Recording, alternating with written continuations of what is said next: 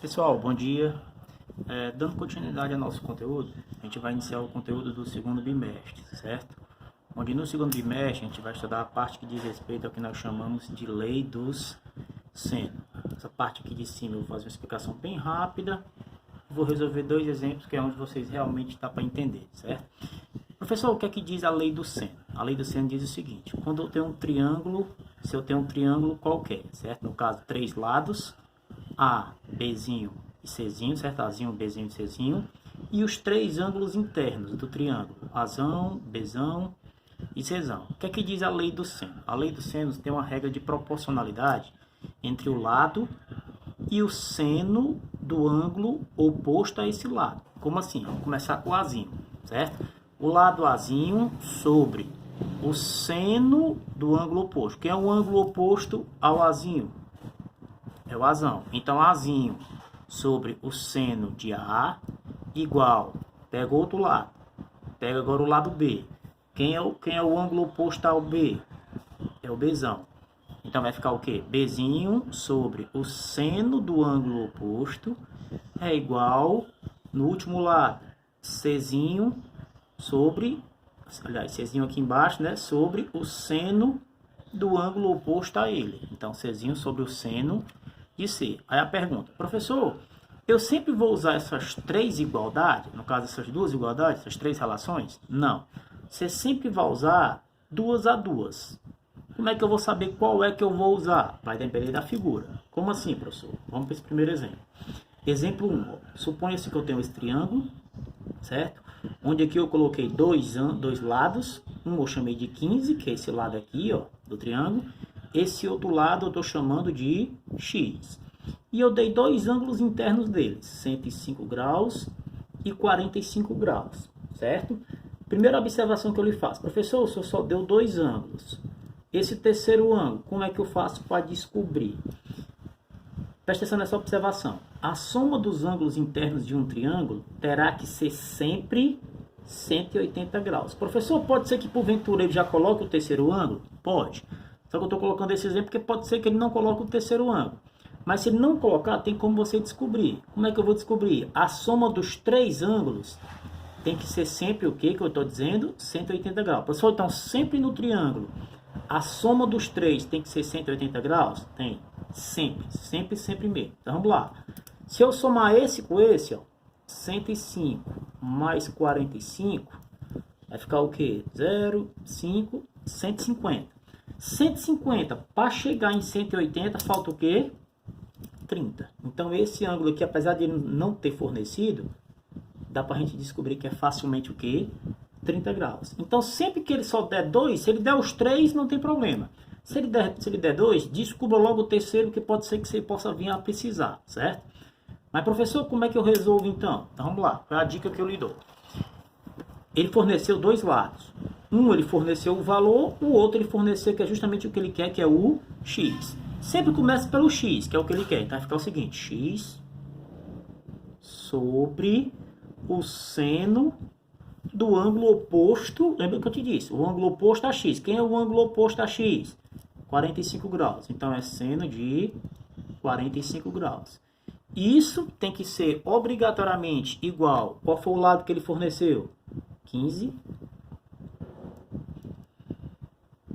sobre o quê? O seno do ângulo oposto a ele. Ó. Aí que era importante a gente ter aquele valor, 30 graus. Então, 15 sobre o seno de 30 graus.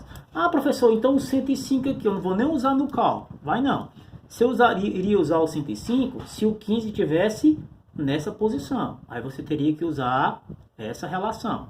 Então, aí como é que eu faço agora? Então vai ficar o seguinte: eu tenho X sobre seno de 45. Professor, quanto é? Aí lembra aquela tabelazinha, que essa tabela não é obrigado você a decorar, certo? O seno de 45 é raiz de 2 sobre 2. Isso aqui tem que ser igual a 15 sobre o seno de 30 graus. Quanto é o seno de 30 graus? 1 sobre 2. Chegando aqui agora, professor, como é que eu resolvo? Produto dos meios pelos extremos, sempre começando pela variável. Então vai ficar o seguinte: x vezes 1 sobre 2 igual 15 vezes raiz de 2 sobre 2. O que é que eu posso fazer aqui para ajudar muito? Presta atenção. Você tem igualdade de duas frações, onde os denominadores são iguais. Aqui embaixo os dois são 2. Então eu posso logo cancelar de cara o 2 com 2. Professor, se fosse um 2 e um 3, eu podia cancelar? Não, você não podia cancelar. Só pode cancelar se for igual. Então, para finalizar, o que é que você faz? É só resolver o que falta. Ó. X vezes 1, x.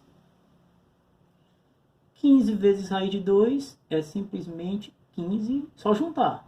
15 raiz de 2. Então, o valor de x aqui no caso é 15 raiz de 2. Continuando aqui para a gente terminar essa segunda. Olha como ela é bem parecida. Forneci um triângulo, dei um lado 4 e o outro lado eu chamei de x e dei dois ângulos, 60 e 45. Usando o mesmo raciocínio, eu não tenho esse terceiro ângulo. Vamos descobrir mesmo que a gente possa vir a não precisar, certo? Mas vamos descobrir ele. Eu tenho esse ângulo que é 60 mais 45. 5 fica 105 graus. Lembra, a soma dos três ângulos internos tem que ser sempre quanto? 180. 105, para chegar em 180, falta o quê? 75 graus. Então, o ângulo aqui vai ser 75 graus. Então, vamos atribuir a mesma coisa. Começa sempre pela variável x, certo? Tá aqui ele. Então, vai ficar o seguinte. X sobre o seno do ângulo oposto. Quem é o ângulo oposto ao x aqui no caso? 45 graus. Igual ao lado que eu forneci, que é o 4, sobre o seno do ângulo oposto. Quem é o ângulo oposto ao 4? 60 graus. Ah, professor, descobriu 75, eu nem vou precisar. Bem, mas deixa ele aí, porque se tivesse o lado aqui, poderia ser que você fosse precisar. Então, sempre descubra inicialmente, mesmo que você não venha a precisar, certo? Então, vamos lá. X sobre seno de 45. Quanto é que vale o seno de 45? Raiz de 2 sobre 2.